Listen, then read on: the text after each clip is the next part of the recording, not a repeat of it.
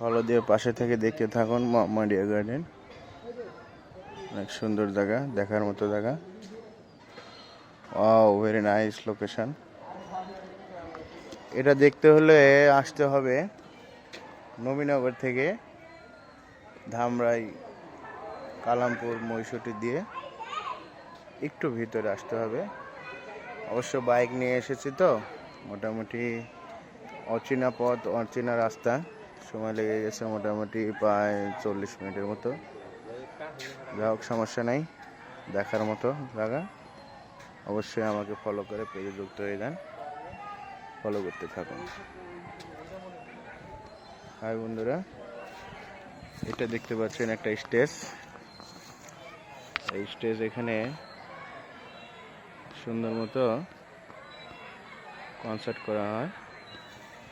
দেখতে পাচ্ছেন এই জায়গাটা মোহাম্মদিয়া গার্ডেন।